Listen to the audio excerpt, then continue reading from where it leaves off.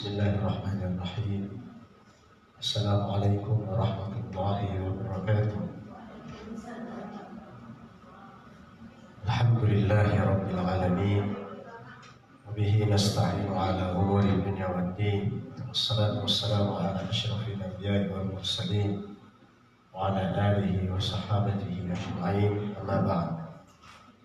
Yaqulu Allah Ta'ala, ya ayyuhalladzina amanu taqullaha haqqa tuqatih wa la tamutunna illa wa antum muslimun.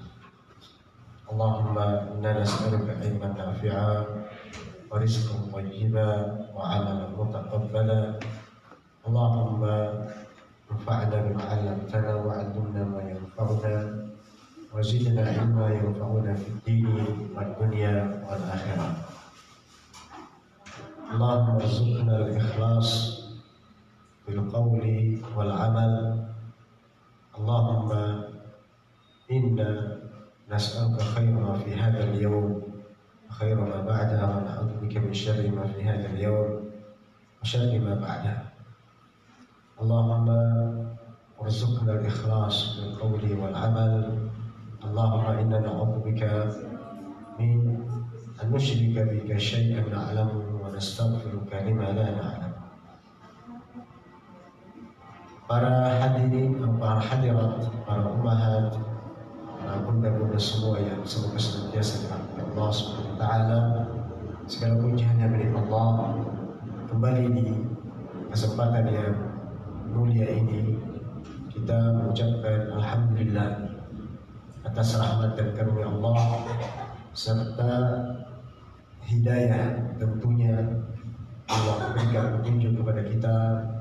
Allah gerakkan hati-hati kita, Allah mudahkan langkah-langkah kita untuk sama-sama kita hadir belajar, sama-sama kita hadir untuk mendalami ilmu-ilmu syariat, ilmu-ilmu Allah yang insyaallah ta'ala semua akan bermanfaat untuk kehidupan kita di dunia dan akhirat.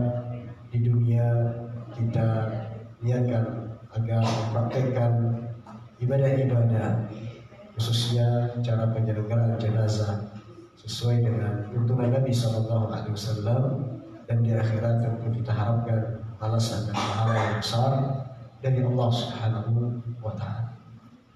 Pahala dari langkah-langkah kita menuju tempat ini, kemudian pahala dari ilmu-ilmu yang kita dapatkan, dan tentunya harapan yang paling besar adalah pahala dari amalan-amalan yang kita praktekkan di dalam kehidupan kita dari ilmu-ilmu yang kita dapatkan di majelis-majelis. Salawat dan salam semoga senantiasa terkirimkan kepada baginda Rasulullah sallallahu alaihi wasallam. Allahumma shalli ala Muhammad wa ala alihi wa sahbihi wa barik wa sallim.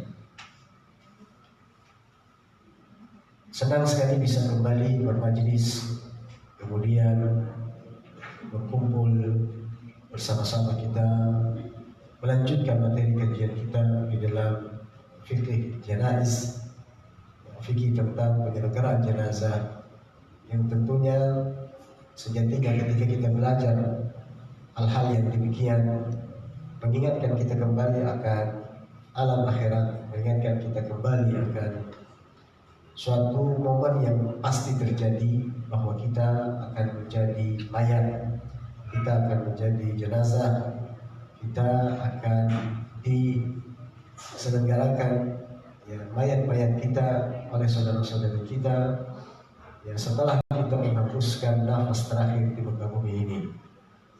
Oleh karenanya kembali mengingatkan bahwa pelajaran-pelajaran seperti ini sejatinya melembutkan daripada hati-hati kita semua untuk mengingat peristiwa kematian yang tidak mungkin akan seseorang berlari darinya. Semua akan mengalaminya, cepat atau lambat, mudah atau sulit, tua atau muda, sehat atau sakit, semua akan mengalami dan akan dihadirkan di sisinya malaikat maut untuk mencabut nyawanya dan kemudian berpindah alam dari alam dunia menuju alam barzakh. Kemudian ayuhan ummahat yang semoga dirahmati Allah Subhanahu wa taala, Sebelumnya kami mengingatkan kepada diri sendiri dan kepada semua untuk senantiasa menjaga niat-niat kita semua setiap melakukan proses ibadah, amalan-amalan yang sejatinya kita harapkan sebagai bentuk taqarrub, pendekatan diri kita kepada Allah Subhanahu wa taala, yaitu untuk menjaga niat, untuk menjaga hati agar setiap apa yang kita amalkan, yang kita kerjakan tidak ada yang sia-sia. Semua bernilai pahala di sisi Allah. Semua akan ada bobotnya yang di sisi Allah Subhanahu wa taala, dan kita harapkan hal tersebut akan menjadi penyelamat kita di akhirat kelak di hadapan Allah Subhanahu wa taala. Karena Nabi SAW sering mengingatkan kita, innamal a'malu binniyat wa innamal likulli imri'in ma nawa. Sesungguhnya setiap amalan ada niatnya, dan setiap niat pasti akan ada ganjaran dan balasannya untuk seseorang sesuai dengan apa yang ia niatkan. Maka mari kita satukan dan kita seragamkan niat kita tentu hadir di dalam majlis-majlis seperti ini adalah semata-mata untuk belajar, untuk mengangkat kebodohan yang ada dalam diri kita, untuk mengetahui mana yang Allah perintahkan dan mana yang Allah Subhanahu wa taala tidak perintahkan, begitu juga Rasulnya.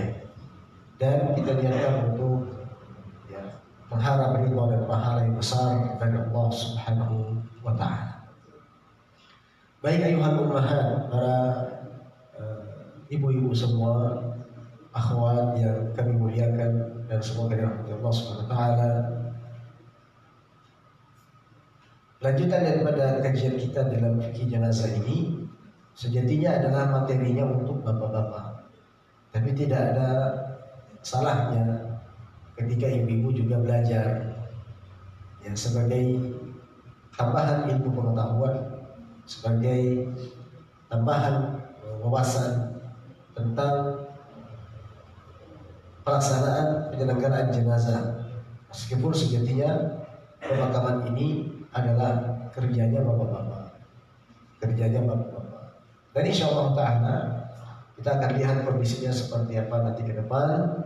Jika memang selesai daripada pembahasan sekilas tentang pemakaman ini, nanti kita akan bahas pembahasan yang lain terkait jenazah, atau kita akan bahas tentang fikih-fikih wanita yang sejatinya sangat dibutuhkan oleh kita semua, para akhwat, para ummahat di dalam kehidupannya sehari-hari. Baik, kita akan mulai bismillahirrahmanirrahim tentang bab pemakaman jenazah. Pemakaman jenazah tentunya proses terakhir dalam penyelenggaraan jenazah itu sendiri. Dan pemakaman itu artinya adalah proses menguburkan jenazah ke dalam tanah setelah disolatkan. Dan tujuannya adalah sebagai penghormatan terakhir kepada seorang muslim. Ya. Jadi mulianya manusia itu sebagai makhluk yang diciptakan oleh Allah Subhanahu wa taala fi ahsani taqwim, makhluk yang Allah ciptakan dengan bentuk paling baik, ahsanu taqwim, ciptaan yang paling baik. Maka selama hidup dan matinya sangat layak untuk dihormati, ya, sangat layak untuk dimuliakan. Ya. Berbeda dengan makhluk yang lain. Ya. Kalau makhluk yang lain itu ya seperti hewan, kemudian tumbuh-tumbuhan. Kalau mati ya mati saja. Tidak ada proses-proses tertentu, tidak ada pemandian, tidak ada pengkapanan, tidak. Tapi kalau manusia sebagai makhluk yang mulia yang Allah Subhanahu wa taala sendiri menciptakan dengan segala bentuk kelebihan, entah itu kelebihan akal, kelebihan dari tujuan diciptakannya sebagai khalifah dan seterusnya, maka ketika dia mati, ketika dia meninggal, sebagai bentuk penghormatan terakhir adalah dimakamkan. Tidak dibiarkan begitu saja, ya, tapi dimakamkan dengan baik. Ya, karena kalau tidak ya sangat besar dampak negatifnya. Ya, sangat besar dampak negatifnya. Ya. Dan hukum daripada penyelenggaraan pemakaman ini hukumnya fardu kifayah. Fardu kifayah itu artinya adalah ketika sudah ada sebagian orang yang melaksanakannya, maka sebagian yang lainnya sudah gugur kewajibannya. Itu namanya fardu kifayah. Jadi ada fardu ain, ada fardu kifayah. Kalau fardu ain wajib setiap muslim muslimah tanpa terkecuali, harus dikerjakan. Tapi kalau fardu kifayah, jika sudah ada yang mengerjakan yang lainnya, maka sebagian yang lainnya pun itu sudah terlepas kewajiban. Artinya sudah gugur, ya sudah tunai tanggung jawabnya di hadapan Allah Subhanahu wa Ta'ala. Kemudian tentang dalil terhadap pemakaman jenazah, ada di dalam surat Al-Maidah tentang burung gagak yang mengajarkan cara mengubur mayat. Di dalam surat Al-Maidah ayat 30, ayat 31, ya. Dan juga tentunya di dalam Al-Hadis banyak sekali sabda-sabda Nabi yang menyatakan tata cara penyelenggaraan jenazah, terkhusus dalam hal pemakaman. Ya, adapun dalam Al-Quran di dalam surat Al-Maidah ayat 31 Allah mengatakan faba'atsallahu ghuraban yabhathu fil ardi liyuriyahu kayfa yuwari sawata akhihi qala ya waylata a'jaztu an akuna mithla hadzal ghurab fa uwari sawata akhi fa asbaha minal nadimin. Kemudian Allah mengirim seekor burung gagak untuk menggali tanah supaya dia memperlihatkan kepadanya, ya, itu Qabil, cerita tentang pembunuhan yang terjadi pada kedua anak Nabi Adam, Qabil dan Habil. Ya, jadi seekor burung gagak Allah kirim untuk menggali tanah supaya dia memperlihatkan kepadanya, jadi kepada Qabil, bagaimana cara mengubur mayat saudaranya. Maka Qabil berkata, celakalah aku, mengapa aku tidak mampu berbuat seperti burung gagak ini sehingga aku dapat mengubur mayat saudara. Maka Qabil pun menjadi termasuk orang-orang yang menyesal. Jadi setelah proses pembunuhan daripada Habil. Kemudian di dalam sabda-sabda Nabi SAW terdapat riwayat-riwayat tentang memakamkan jenazah. Yang pertama adalah dari sejumlah sahabat Nabi seperti Abu Talha Al-Ansari,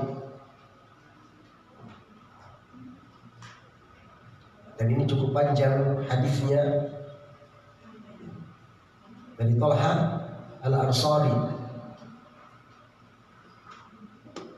di mana setelah perang Badar Rasulullah SAW memerintahkan agar 24 jenazah pembesar Quraisy dimasukkan ke dalam sumur di Badar. Maka kaki mereka pun diseret dan tubuh mereka dilemparkan ke dalam salah satu sumur di Badar yang busuk serta membusukkan apapun yang jatuh ke dalamnya. Artinya apa? Jenazah sebagian dari mereka menindih sebagian lainnya, kecuali jasadnya seseorang yang bernama Umayyah bin Khalaf. Karena jasadnya Umayyah ini telah membengkak sampai memenuhi baju besinya. Maka di dalam riwayat tersebut dikatakan bahwa para sahabat kemudian menggerak-gerakkan jasadnya, tapi anggota tubuhnya pun terlepas. Maka para sahabat menggali lubang dan memasukkan jenazahnya ke dalam lubang tersebut. Kemudian mereka menguruknya dengan tanah dan bebatuan. Dan disebutkan juga dalam riwayat ini, apabila Nabi kita SAW mendapatkan kemenangan atas suatu kaum, biasanya beliau bermukim di tanah lapang, ya, tempat kemenangan diraih selama 3 malam. Pada hari ketiga dari keberadaan beliau di Badar, beliau memerintahkan agar binatang tunggangannya diambilkan. Kemudian beliau mengencangkan ikatannya, kemudian berjalan dengan diiringi beberapa sahabatnya. Dan mereka mengatakan, itu para sahabat, menurut kami kepergian beliau tidak lain karena suatu kebutuhan. Beliau terus berjalan sampai berdiri di bibir sumur. Beliau kemudian memanggil nama orang-orang Quraisy yang dimasukkan ke dalam sumur tersebut lengkap dengan nama orang tuanya. Padahal saat itu mereka telah menjadi bangkai.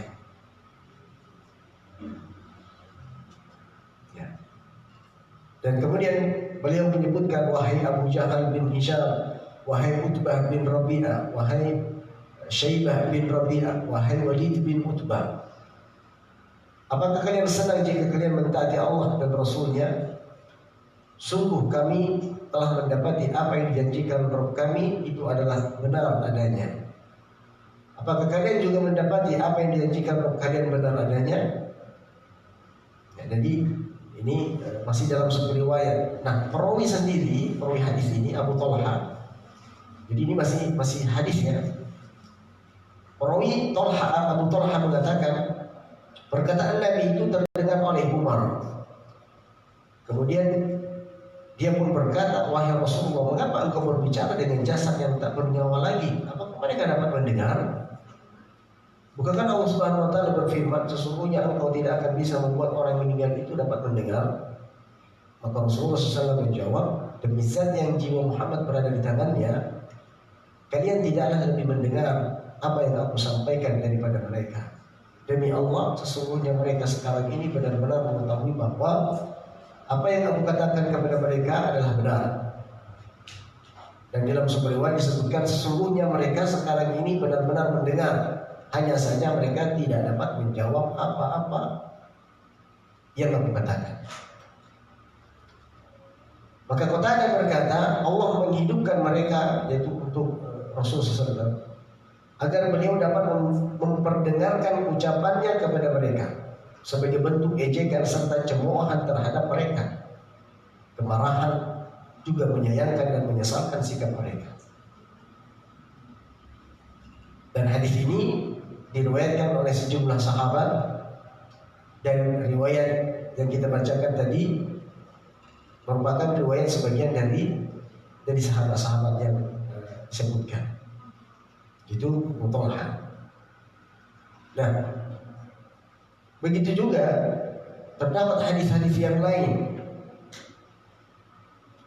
yang menyatakan bagaimana sejatinya di zaman Nabi SAW itu orang-orang yang gugur, yang mati itu dimakamkan. Di antaranya adalah dari Ali bin Abi Thalib.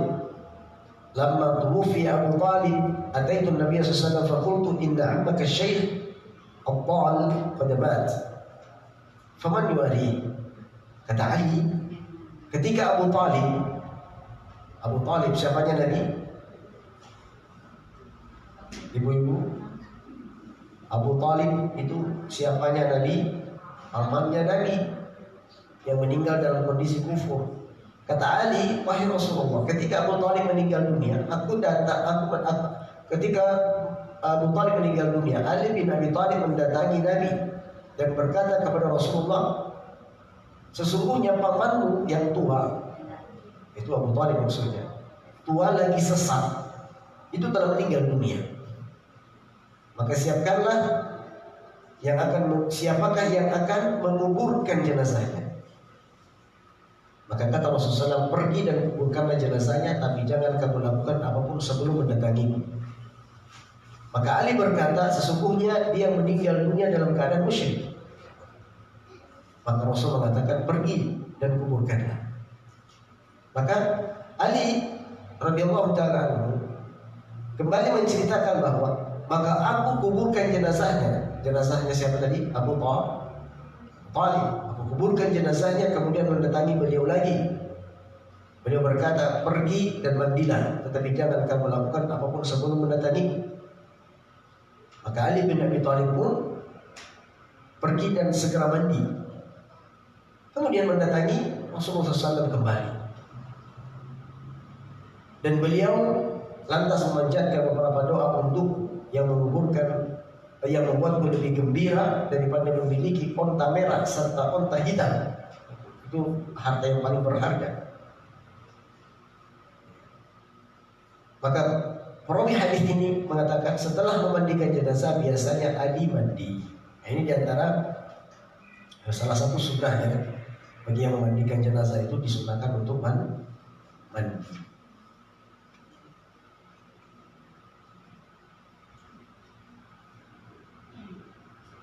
Maka dari riwayat-riwayat yang kita bacakan tadi,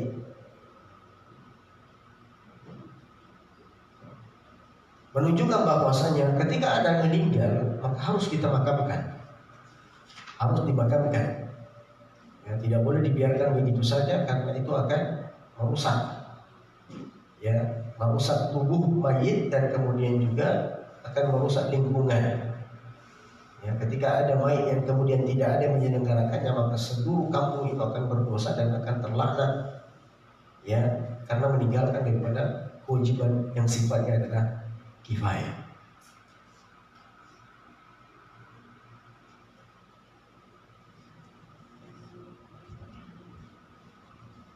Kemudian ayuhal ummahat yang dirahmati Allah Subhanahu wa taala, di antara tujuan pemakaman adalah menjaga kehormatan jenazah, menjaga kebersihan dan menutup bau, kemudian menghormati manusia sebagai makhluk yang mulia, dan juga sebagai pengingat bagi hewan pun demikian. Kalau ada hewan yang mati kemudian kita lihat bangkainya, sebaiknya dikubur, karena itu juga akan baik, ya, tidak mengeluarkan bau yang tidak sedap. Apalagi nanti kalau manusia kalau tidak dikubur, bayangin kalau nggak dikubur mungkin mayatnya dimakan oleh hewan-hewan dan sebagainya. Dan tentu menjadi pengingat bagi yang hidup akan kematian, bahwa suatu saat dia juga akan dimakamkan. Nah, kemudian ayuhal ummahat, di dalam kitab ini juga dibahas tentang pemisahan kuburan orang muslim dan orang kafir. Ya, maka ketika ada yang meninggal orang muslim harus disatukan kuburannya dengan sesama muslim. Ketika ada orang kafir juga harus dimakamkan terpisah. Artinya nggak boleh dicampur. Dan tidak boleh dicampur. Dipisah sesuai dengan keadaan keimanan masing-masing yang bisa kita ketahui selama masa hidupnya. Dan ini yang berlaku di zaman Nabi SAW dan terus berlangsung hingga sampai saat sekarang ini. Hanya saja ada beberapa, saya sendiri menemukan pemakaman itu berdampingan antara muslim dan kafir, dan itu hampir tidak ada pembatas. Nah, ini keliru besar. Bahkan ada yang dicampur, ya, ada makam mayat, ada pemakaman yang dicampur antara muslim dan kafir. Tentu ini tidak sesuai, ya, syariat kita, karena di situ pasti akan ada pelanggaran-pelanggaran syar'i nanti, ya. Semisalnya kalau orang mau berdoa, ya, sementara kita kalau melintasi makam atau masuk ke dalam pemakaman, ya kita berdoa, mengucapkan salam, assalamualaikum ya ahlal qubur wa ya ahlal diyar minal mu'minin wal muslimin wa inna insyaallah bikum lahiqun nas'alullaha lana wa lakum al-afiyah. Itu di antara salam yang dicontohkan oleh Nabi kita kepada kita ketika masuk daripada pemakaman. Yang isinya adalah doa, assalamualaikum ya ahlal diyar, keselamatan bagi kalian wahai para penghuni kuburan. Jadi orang-orang mukmin dan orang-orang muslim. Wa inna insyaallah bikum lahiqun, dan sesungguhnya kami akan menyusul kalian.